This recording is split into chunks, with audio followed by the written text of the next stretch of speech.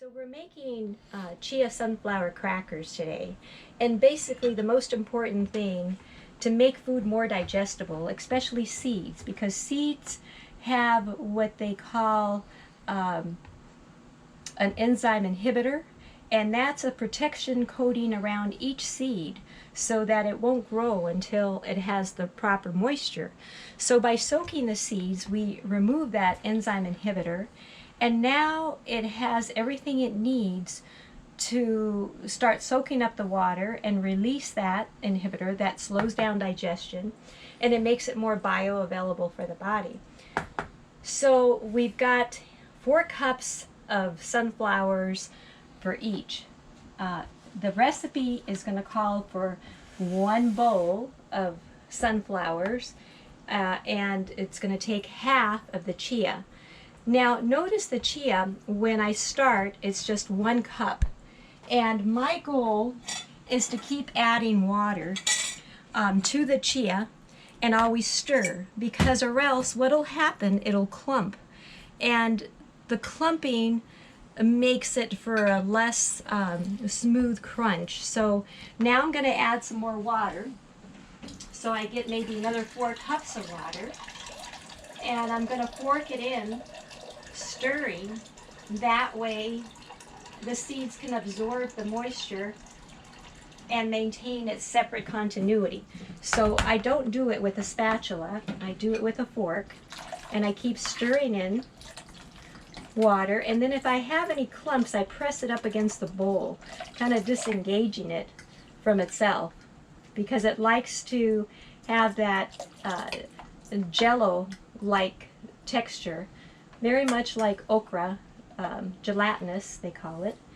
And so we just press any clumps we see, and it doesn't really matter if there's a few clumps, because by the time I'm done, I'm going to be swirling it in the blender or in the food processor. So now I've soaked these sunflowers for about 2 hours already, and what I'm going to do is rinse out the enzyme inhibitor. So I'm going to go over to the sink. Usually what I would do is I would do this over the garden, because this is good material. The earthworms like it. So here we've got sunflowers, and I'm going to take a strainer and I'm going to just pour this out over the sink.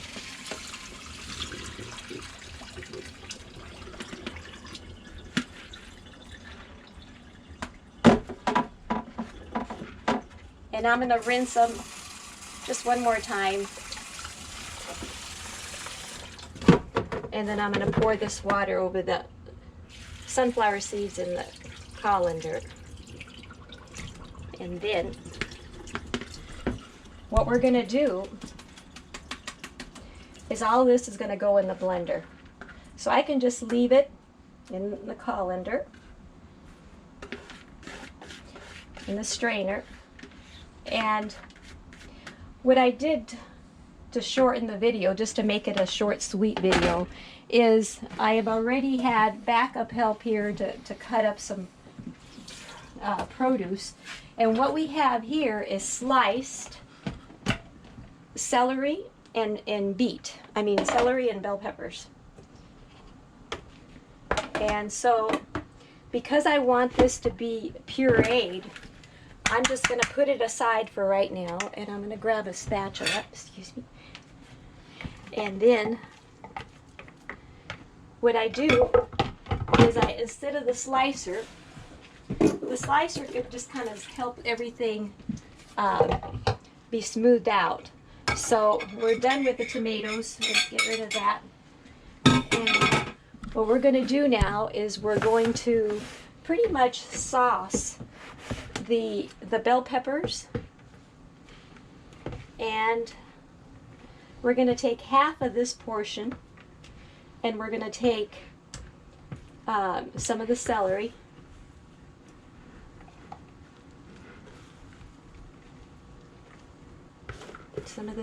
like that. Usually I measure it out, but I'm just making it simplified today. So okay, So we're going to add some tomatillos. Now what tomatillos do is they add like a sweet sour flavor. They have like a lemon taste to them. And so we're going to mix this up.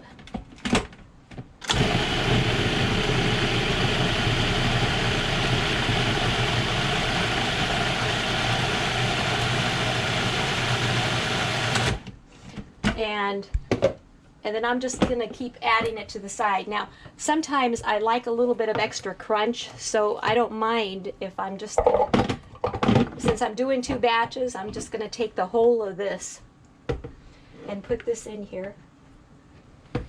Because my purpose right now is just to grind it so it has like a medium texture. It doesn't have to be totally smooth. As long as it's not carrots. Carrots can be hard because when they're dehydrated, you can really taste the fiber, and it's extra hard. So I'm going to use some of this for juice, and it doesn't matter now that if I top it off and all goes together. I'm trying to sauce it and make like a pepper celery sauce. And I can smell the flavors. They're really fresh. Like these are totally ripe red bell peppers, which is the season for it.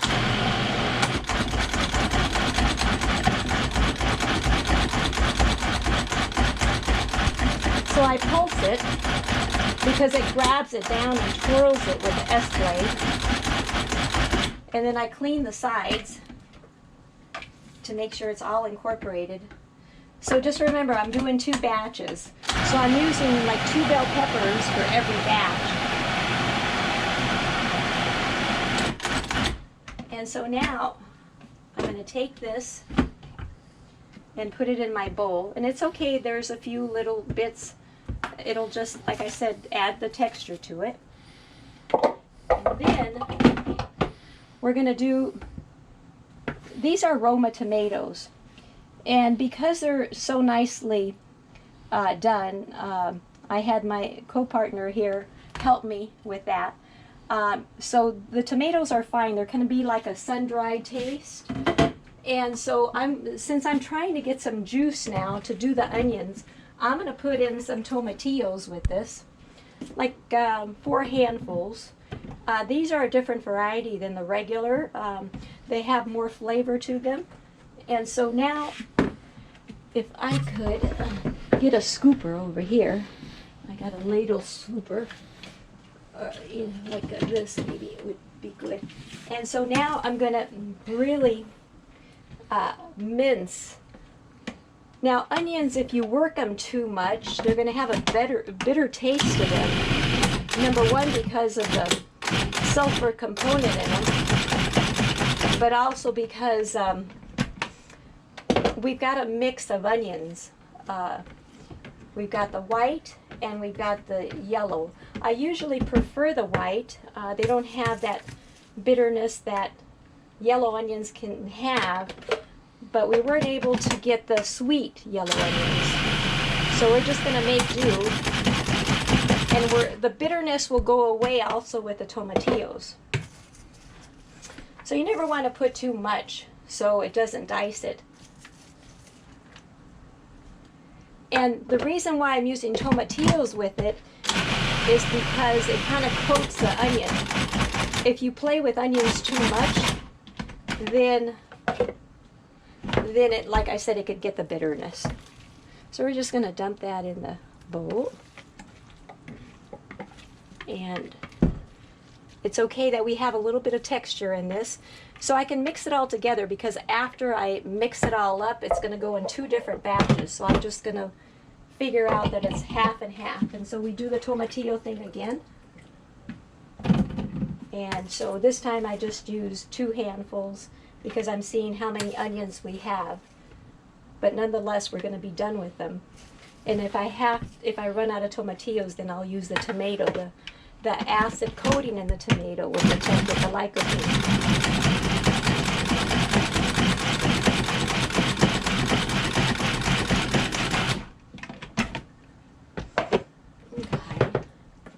So we'll get that out, remove the S-blade and just kind of twirl it out. And if we have bits and pieces, it's fine. It's no big deal. Okay, and the last of the tomatillos. And then I don't have, if you notice, a lot of tomatillos, so I'm going to put some tomatoes. That way it kind of coats it. And so I'm going to use that just to coat it a little bit.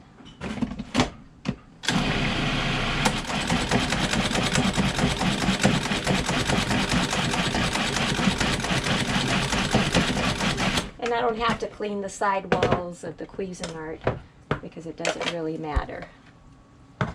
So I'll do that. It's all going in the same place. Yeah, and by the time it's dried, you know, you'll have different textures, and it always lends to a little bit of a different flavor depending on the quantity. So notice I ran out of tomatillos, so I'm kind of basting it with tomato, and then I'm going to finish off the onions. And you can use your hands. I sterilize my hands either with hydrogen peroxide or lemon when I start working on crackers.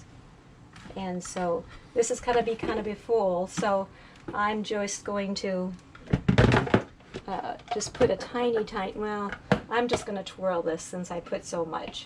And we got a little bit on the side. Won't let us close it. And now that it's going down, I'll go ahead and add my tomatoes on top. Lots. How many onions for 2 batches? We've used, because the onion bread always tastes good, you can't go wrong if you use 7 per batch. So there could be 14. I didn't count them, but we had some big ones that we got from Costco. So I think there were like 6 in the bag. And I think Dan got another 5 or 6. I didn't do the count. I was busy watering the garden, so we had a getaway there, and then we got this going here. We'll just finish it off. The camera can't hear you too well when you're doing the dicing and talking. Okay, so thank you. Talking after you All do right. the dicing. Okay, so now we're just going to mix that in. So we're done with this. So the next thing we're going to do after we get this out is we're going to make flour out of sunflowers. So the optimum time for soaking sunflowers, from what I understand, I'm not the expert, but I think it's about 4 hours.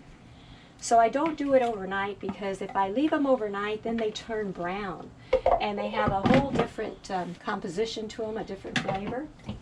So here we have sunflowers that we just rinsed, and we've got one batch, which means 4 cups that have been soaked, and then they were rinsed after 4 hours. So now we're going to make sunflower flour with this, and you can just bounce whatever seeds you have left. So now we're going to start it off like this. It's not going to smooth it out until I add tomato. So we're just going to twirl it.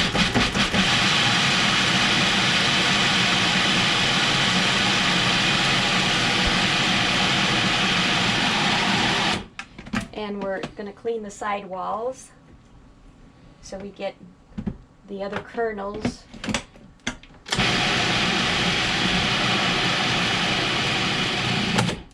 And I'm going to clean it one more time, and then I'm going to fold it over so it goes to the S blade. And now I'm going to top it off with some tomatoes. So that way it'll juice it up a little bit because it's on the dry side. And it's not juiced up enough, so I need a scooper over here. So I'm going to add some liquid. Let's see, it's some liquid that I have from over here to help it, because we want it really to be immersed and help the plumping up of the flour. Okay, so if it's not being cooperative, so we make like a groove, like a funnel groove off to the side, and then I'll do it again. I'll put more sauce at the bottom for the S blade to turn, because right now it's just a little bit on the dry side, which is okay, because by the time we fold in everything with the recipe, it's going to juice up. You'll see on the trays how juicy they get. And we're really trying to cut down on drying time, so it's okay. We've got to put a little bit of extra effort with this. Okay.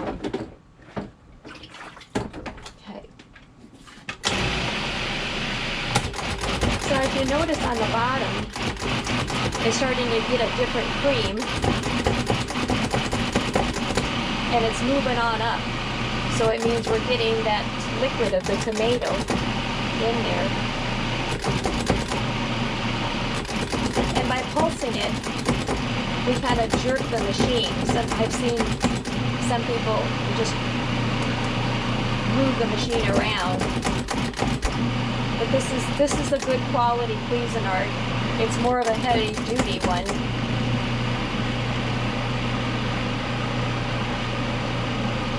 And we're getting it creamed, but I can help it by opening it up and funneling again. So I'm going to drop the tomatoes down here. Oh, kind of got loose there, no problem.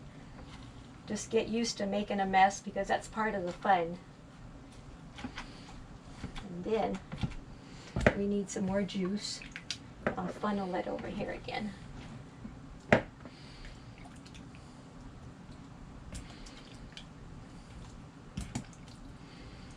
Okay. All right.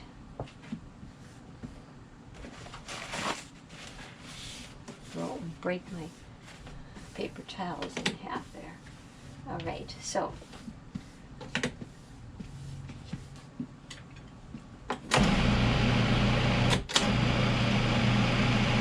alright, so while that's mixing, I can start mixing this up.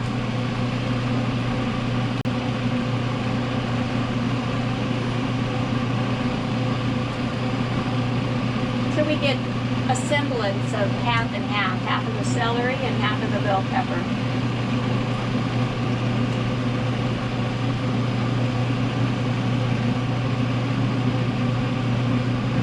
Okay, so I know about that's going to be my half right there, give or take.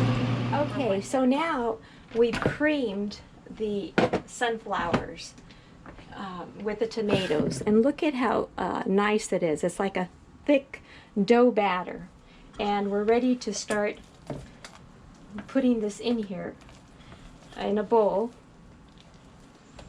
because our next process is going to be to start doing the chia seeds, just to fold it in. So since I'm going to do that, I've taken like 2/3 of my batter out, my sunflower batter dough, and I want to incorporate the chia so that it'll blend very nicely. So now I'm going to estimate taking out approximately half of this bowl, but it's going to keep shifting on me, so I have an idea, since I've worked it many times, of what I need to do. So I'm going to keep taking a little bit out and incorporate this into my batter. And I don't want to add too much liquid, because if you add liquid, then the gelatinous chia won't combine well. They'll just twirl. Okay, so I've got those kind of immersed together, and I'm going to add another 4 of these little ladles of chia. Many times I just use the white chia. I used to wonder which chia had more value, which had more omega-3s. I usually just use the white, but because I had some black and I don't want them to get old, then I go ahead and use the mixture of both. But it's not going to make a difference in the cracker taste.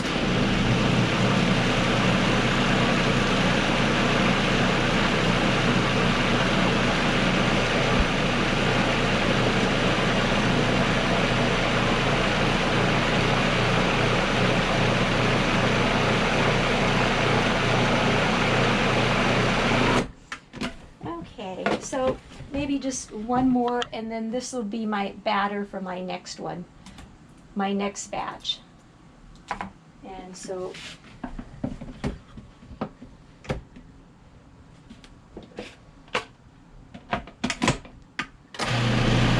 we'll mix that together.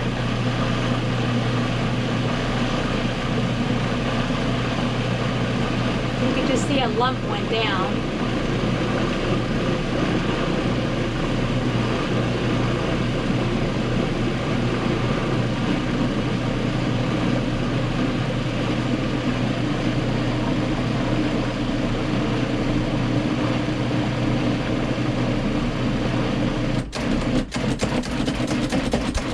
And the reason why I pulse it, because I see either a bubble in there or I see a lump of chia, but I'm going to check it right now.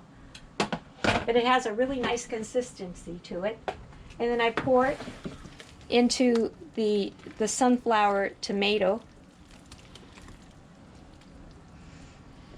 And it's almost like it has its own binder. You know how you use eggs in normal cooking for binding? Well, this has a binding ability to it. And I'm not going to clean the food processor out because I'll be doing another batch. So now I'm ready to incorporate all my ingredients. So we know, give or take, there's no accurate measurements when you're doing this because you always have different supplies, and it still works out. It makes for really good, wholesome crackers. So what I do is, I know I've been working out of this side pretty much of my tomatoes. So I'm going to use half of those tomatoes, and I'm going to just include them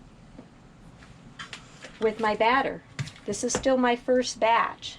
So I'm going to take about another 2 scoops of this and mix that in together. And because we have the dehydrator outside, our kitchen is kind of a small ranch kitchen, and so what I'm going to do is I'm going to fix all the batter material here, and then I'm going to lay it out on trays. We have Excalibur dehydrator, which I like because the trays are square. They're not round like a lot of dehydrators. And the fan and the heating elements kind of dry evenly on all levels. We've got a 9-tray system, and usually, depending on the weather, I can have them dry within a day if I start early in the morning. Today is a ranching day, so we had like a heat wave and it's been warm, so we had other gardening matters to attend to. But if you start early in the morning, you can have crackers ready by night. And the beautiful thing about making raw crackers is that if you really look at what live food does for you, it just gives you more life. And, you know, just think about if you cook a carrot and you put it in the ground, it's not going to grow. But if you take a carrot and you take it even from a grocery store, many times the root systems will develop even if the top isn't there. So we want to feed our body as much raw food, live food as we can. It's not a talked about thing because it's not a moneymaker. But if you want life, take in more life.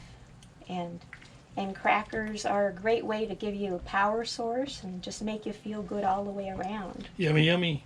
Yeah.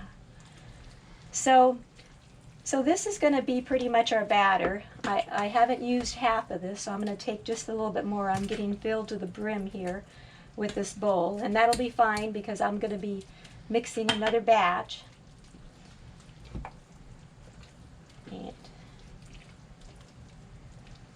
But see how nice and thick it is? So if I have any clumps of tomatoes, if it's just the skin, it's going to be like a sun-dried tomato chunk, but it's not going to be hard on the teeth. It's very light and fluffy.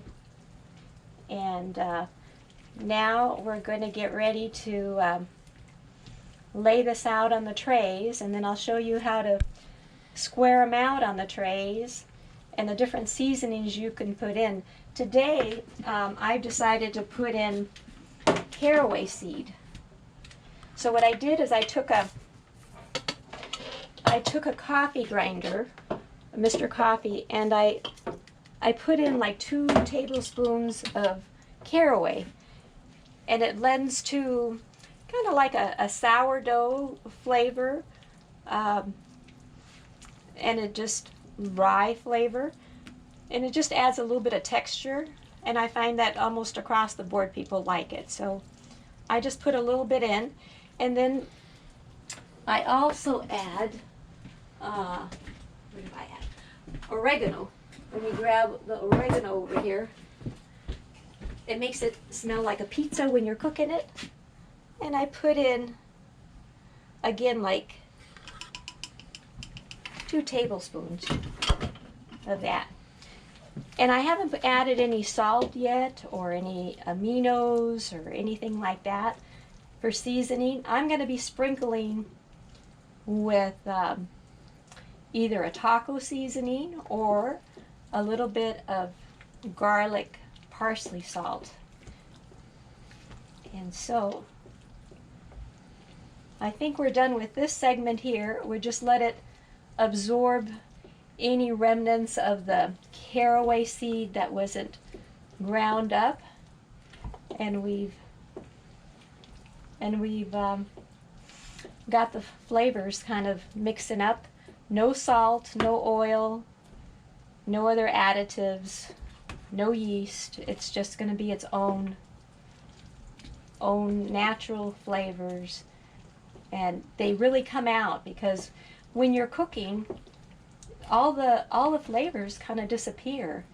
The real flavors. That's why when you go into a restaurant, you can smell the air and you can smell the good flavors coming out in the air.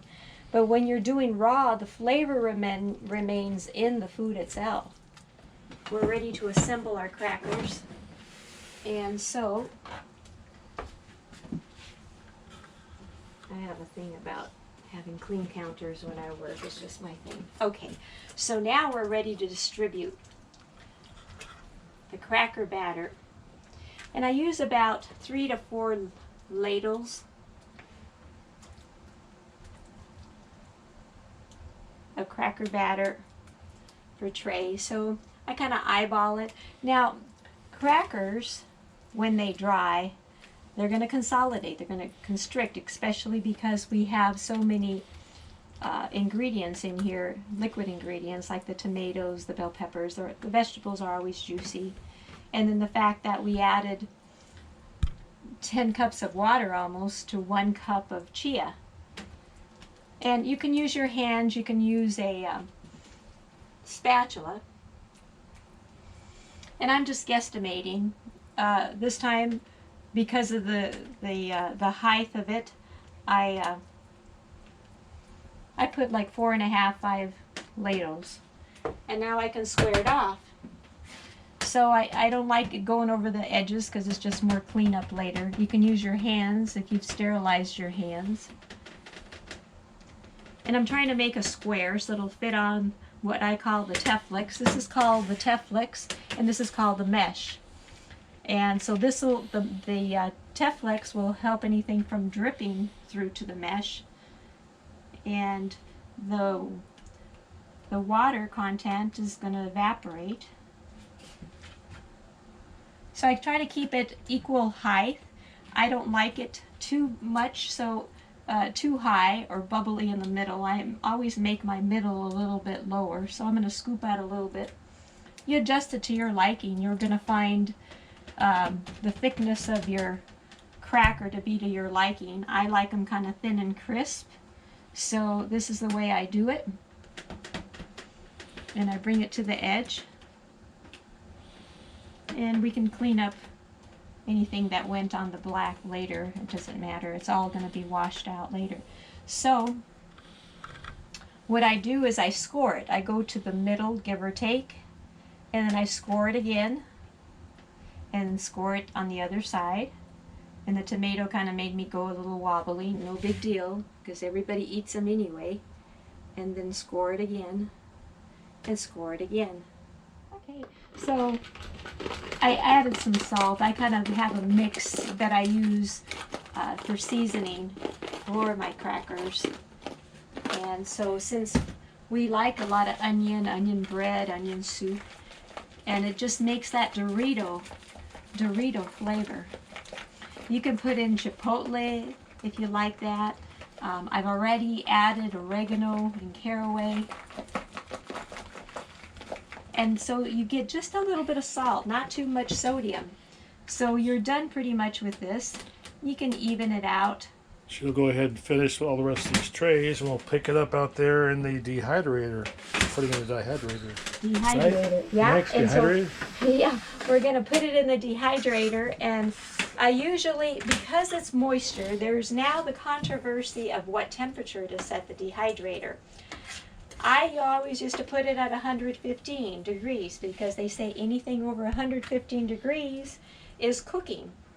Well, I've been taught now with either Excalibur or Victoria Batinko, and some of the others that have been in the live food movement for a long time, 20 years or more, that you can actually set it to the maximum temperature on your dehydrator for the first few hours until the moisture disappears, and then you can lower it down. And if you actually were to feel it inside the dehydrator, it doesn't scorch you. It's not like it's a high heat, you know, because like on a hot day you can actually boil an egg in the full sunshine without an oven. But with the dehydrator you're not cooking. So it is a matter of keeping the temperatures right, so you're keeping the enzymes intact and the vitamins. We're so lacking in this society for everything it takes to feed the body. And this is a beautiful way to incorporate high protein, good live enzymes, and satisfaction. I haven't met a person yet that doesn't like these crackers, but I'm sure there's always going to be somebody. But you feel good when you eat food that nourishes and satisfies the taste buds. So hope you enjoy it. And notice I've got this too high, so I'm just working it like my side walls a little bit higher. And so I'm just working it to the edge, kind of keeping it inside. And if you mess up, it's no big deal. Next up, dehydrator. Okay, so that'll do. So now we're going to load up the dehydrator. My honey got this for me for my birthday because my other one kind of gave out. The side walls get heavy over time, and we've been on the road in a fifth wheel, and so it gets used up. But okay, so now we've got 5 trays, and I can load it up to 9 trays. So I'm going to keep working on my batches, but by the time the edges start drying and the surface is dried, then at that point you can peel off the Teflex and then flip it over, and it's going to go onto the mesh. So this is the Teflex and this is the mesh, and it'll dry much faster when it gets to that level. But if we try to do that now, it would just seep through the mesh. So we're just going to tuck it in there. We'll pick it up after they're dried. What you do after that? Yeah, and you can make the corners more perfect, but it doesn't matter. They're all going to be eaten. So Okay. Catch up with you later. We are now getting ready to flip crackers. So they've been in for about 5 hours on a cold day, so they needed more drying time because there's moisture in the air and it's been raining. So what we're going to do now is we're going to take a clean tray and with the mesh and without the Teflex. We call this a Teflex and we call this the mesh. So we're going to put it over the top, and now we're going to flip the crackers. And that's what we mean by flipping the crackers. And then we do a peel back. So now we're going to detach the cracker and kind of roll the Teflex. There's a little bit of moisture. Sometimes the middle doesn't dry as much. This is a new dehydrator that my honey bought for me. Me? Yeah, and so we're in full operation. It's a perfect gift because this brings health. So this is what it looks like. They're still moist. You can see the edges kind of got toasty like they would in an oven. And so we just put this back in the dehydrator. We're going to now the browning that we see, this was kind of a different recipe in the sense that it had more tomatillos, and the tomatillos lend kind of a citrusy flavor to the cracker, and these are going to be like a Cheeto. This is what they look like. This is more of a bell pepper, tomato, celery, onion, chia, and sunflower. So it's a high protein cracker. It's all raw. It's got its vitality. It gives the body the strength and the building blocks to make a healthy body. And so it doesn't have the acid residue that a lot of other foods do. You can add some oregano and different seasonings. We add garlic, parsley, salt, and this adds to vitality, and then you can play all the pickleball you want. Oh, pickleball. Pickleball. So Okay. that's it? That's how you make them? That's it, and then they get eaten up. I don't know why people, when they have salads. I love them. I eat them all. And I do too.